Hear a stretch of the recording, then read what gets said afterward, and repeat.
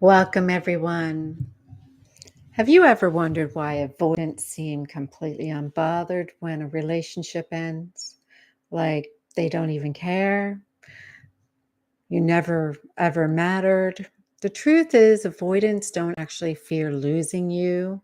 What they fear runs much deeper. And once you understand that, everything about how you see their behavior will change.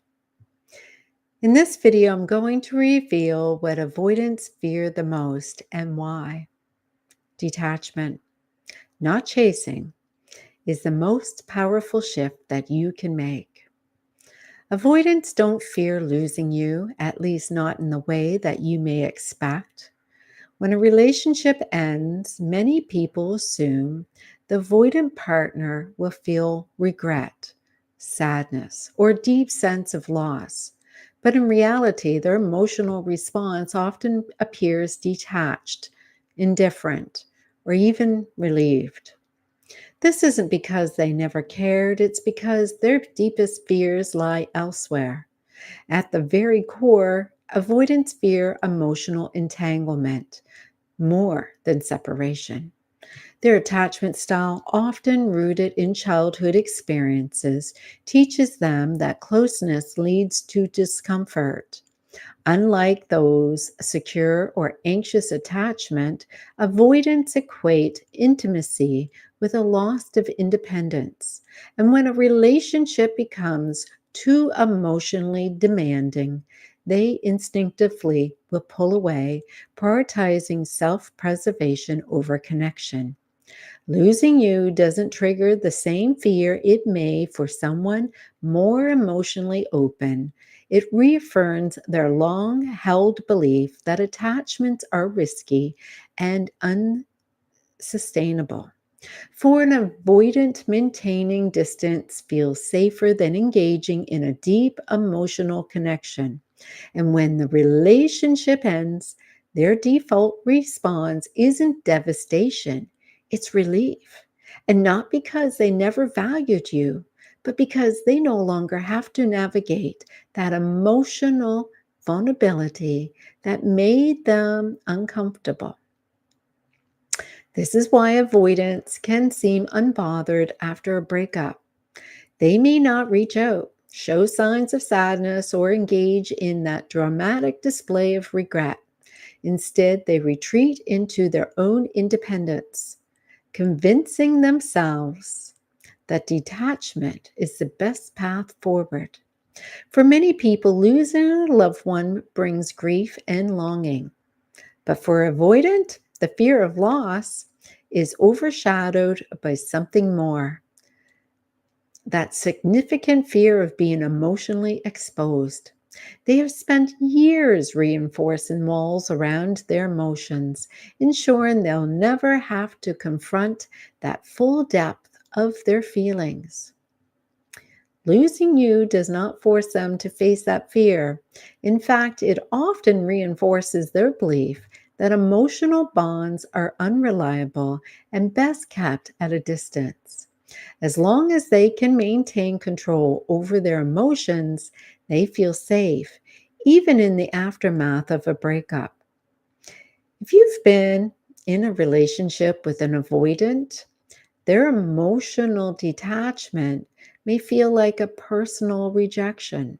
You may even feel like you didn't mean anything to them, or if they ever really truly cared. But the truth is, their response has little to do with you or your worth and everything to do with the internal wiring. Understanding this is crucial, not to excuse their behavior, but to shift your perspective, because losing you isn't their biggest fear, which means waiting for them to realize. At first, they feel relieved, but as time passes, the absence becomes noticeable in a way that they did not expect. Not because they suddenly realize that they can't live without you, but because without your presence as a distraction, they are left alone with the thoughts and the emotions that they can no longer push aside. They may not express it outwardly, but internally, this is where the discomfort begins. An avoidant thrives on predictability. They feel in control when they know others will react, when they can anticipate your next move. But detachment, well, that disrupts that pattern.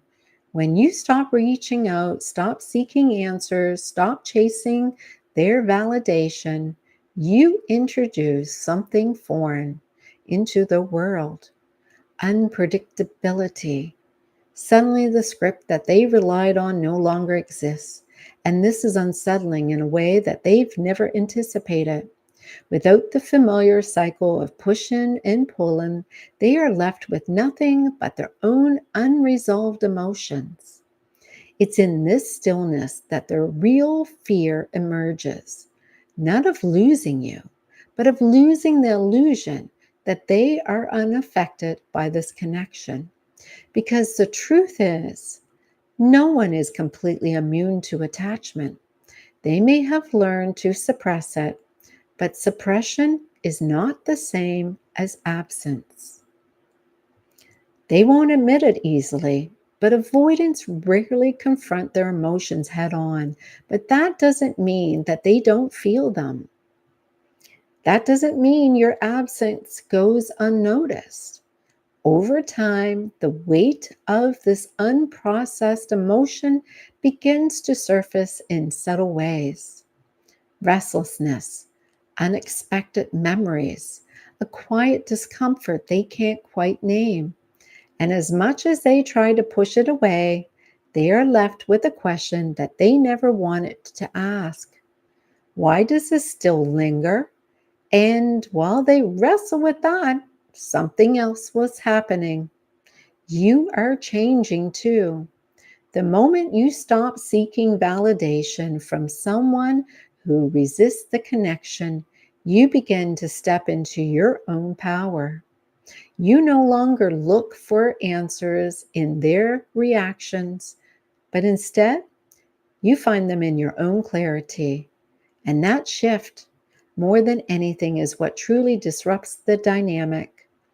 Detachment isn't just a shift in behavior, it's a disruption in the emotional patterns, and an avoidant will rely on that to feel in control. And when you stop chasing, stop seeking their validation, stop reacting to their distance, something profound happens. You take away their ability to predict your next move. And in doing so, you introduce the one thing that they fear the most: uncertainty. And for someone with an avoidant attachment style, relationships follow a familiar rhythm. They push away, expecting you to pull them back, and they create distance, knowing that eventually you will try to close that gap. This cycle reinforces their belief that they can maintain emotional control while still keeping you within reach. But when that cycle breaks, when your energy is no longer invested in them, an unsettling realization begins to take shape. At first, they may convince themselves that your detachment is temporary. Avoidants tend to believe that people will always come back, especially if there has been a history of emotional chasing. They may even assume you're just going to give them some space, and then eventually you'll reach out again. That things will always return to the way that they were. But as time passes and nothing is changing, a deeper discomfort will start to emerge, and they will begin to notice the absence, not just of your presence, but of the validation that they had come to rely on without realizing it. And then once they feel that secure in the idea that they could create distance without true consequences is disturbed. But when you detach completely, they are forced to question something that they never had to before. What if you're really gone? And this is where their deepest fears begin to surface. The fear that they never meant as little to you as they try to convince themselves. The fear that emotional disconnection doesn't make them as invulnerable as they believed. The fear that they have spent so much time avoiding attachment only to realize that its detachment, when it is real, carries a weight that they did not anticipate. Avoidants are not used to sitting with uncertainty. They structure their relationships in a way that allows them to control emotional proximity. But true detachment, it removes that control. It shifts the focus away from them and onto you, your healing, your growth, and the ability to move forward without waiting for them to return. And that, more than anything, is what unsettles them. The absence of emotional pursuit, it forces them into unfamiliar territory, and they no longer have the reassurance that you're still emotionally invested. They can no longer assume that at any moment you may reach out and restore that balance that they are so accustomed to. And this void, it creates a tension that they did not expect. A tension that lingers in moments of solitude and in spaces where they once found comfort in their own detachment. And at first, they may dismiss these feelings. An avoidant will tell themselves that they are simply adjusting to the change and that life moves on, that everything is as it should be. But emotions, it has a way of creeping in when we least expect them. And for the avoidant who has been spending so much time suppressing their feelings rather than processing them, this creeping discomfort is unfamiliar and very unwelcoming. They may distract themselves with work, hobbies, or even a new relationship. Anything at all to maintain the illusion of emotional control. But no amount of distraction can fully ease the questions that start to arise in the silence. Why does this feel different? Why does this absence of pursuit feel heavier than the presence of distance? And while they wrestle with those emotions and questions, something else is happening. You are no longer playing a role in their emotional cycle. You are not waiting, you're not hoping, you're not seeking closure in their response, and you have stepped away from the dynamic that once kept them comfortable. And in doing so, you've changed the pattern entirely. And this is why detachment is so powerful. It isn't about proving a point or manipulating a reaction. It's about reclaiming your own emotional energy. It's about recognizing that you are not responsible for making someone see your value, especially when their own fears prevent them from acknowledging it. Detachment forces clarity. It creates space for truth to emerge, not just for them, but for you. Because the moment you stop fighting for a connection with someone who resists it, you begin to reconnect with yourself.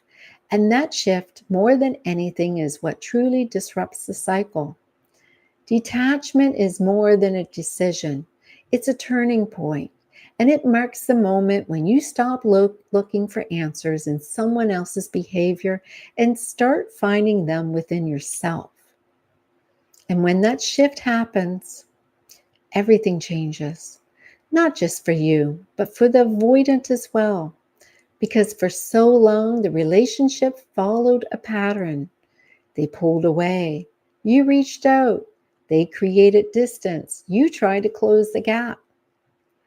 This dynamic reinforced their sense of control and allowed them to dictate the pace of closeness without ever fully committing. But when you detach, truly detach, this rhythm is disrupted. And without that familiar push and pull, they are left in unfamiliar territory. And at first, they may not even notice. Avoidance, well, they often convince themselves that people just don't leave. They just don't, they just take breaks. They expect that. And given enough time, things will return to the way they were. But real detachment, well, that doesn't leave room for repetition. It isn't about waiting for them to return or hoping they'll realize your worth. It's about actually stepping into a new reality where you and your well being is no longer dependent on their recognition. And as time passes, this shift becomes undeniable. They start to sense the absence, and not just of you, but of the energy you once gave so freely. And that reassurance that you were always there, always trying, always holding space for them, that reassurance is gone. And without it, they are left with a question that they never had to ask before. What does it mean when someone truly lets go? Because for an avoidant, emotional distance has always been their safety net.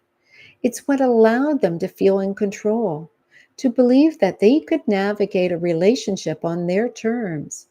But when that distance is met with detachment instead of pursuit, it stops feeling like security. Instead, it begins to feel like isolation. And this realization, quiet, unsettling, undeniable, it changes everything. And some will suppress this discomfort, throwing themselves into work, distractions, well, or even that new relationship. But avoidance, it's not the same as resolution. Their feelings, they pushed aside, they don't disappear. And they only wait for a quieter moment to resurface. And as much as they try to convince themselves that losing you doesn't matter, something lingers. And that awareness that something is different this time, because this time you're not waiting for them to change. Detachment doesn't guarantee that an avoidant will suddenly shift their behavior or come running back with a newfound clarity. It doesn't ensure that they will finally acknowledge the emotions that they ignored for so long either, but it does something just as powerful. It removes you from the equation that they had relied on maintaining emotional control with. It forces them to sit with the reality of their own choices. And in that stillness, they are left to face the truth that they spent so long avoiding. Connection was never the problem, their fear of it was. And while they wrestle with that realization, something even more profound will happen. You changed too. You stop seeking validation from someone who cannot offer it, and stop waiting for a breakthrough that may never come. Instead, you redirect your energy towards something far more valuable, yourself. And at first, detachment may feel uncomfortable, even painful, and over time, it becomes the foundation of something so strong that you begin to understand that love should never feel like chasing. That true connection isn't about proving your worth to someone who resists seeing it. And with that understanding, it comes freedom.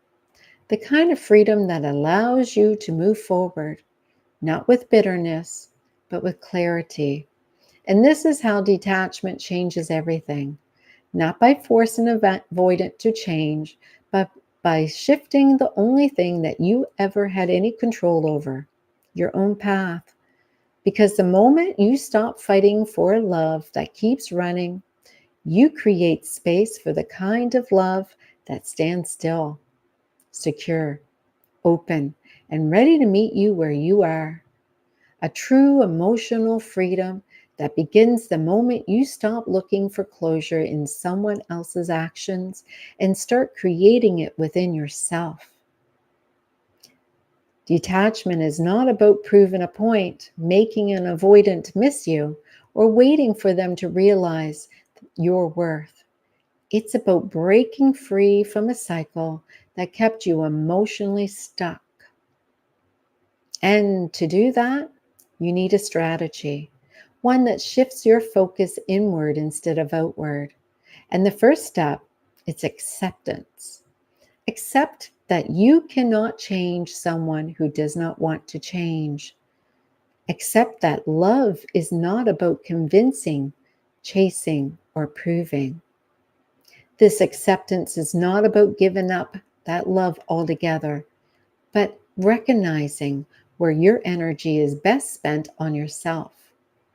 The more you resist this truth, the longer you will remain emotionally tied to a dynamic that does not serve you.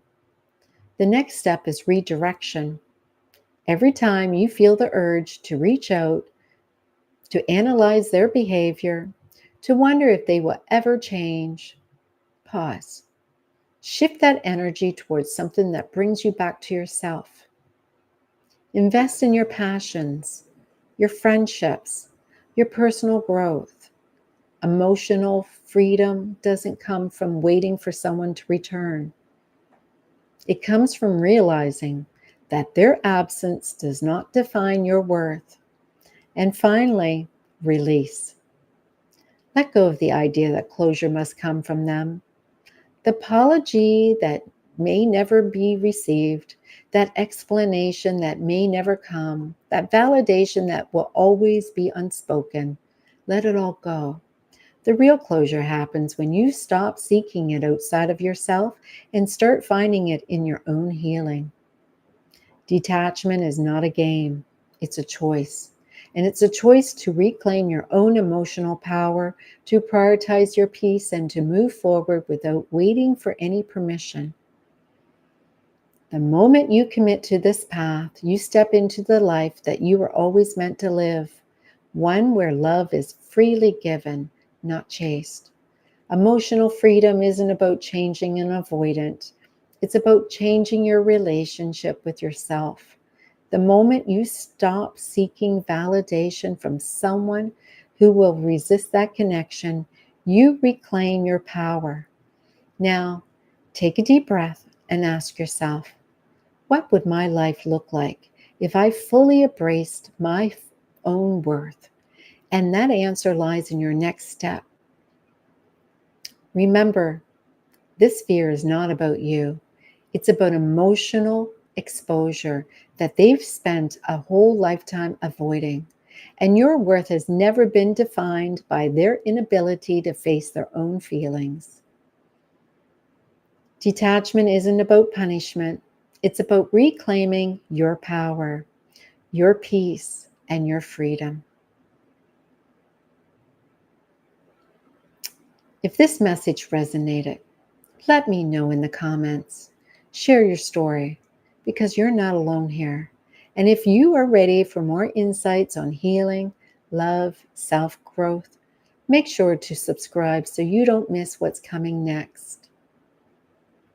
You deserve a love that doesn't run from you. You deserve a love that meets you exactly where you are. Share your thoughts in the comments below. And if you are ready for more insights, healing, self-growth, don't forget to subscribe and hit that button below. Until the next video, see you then.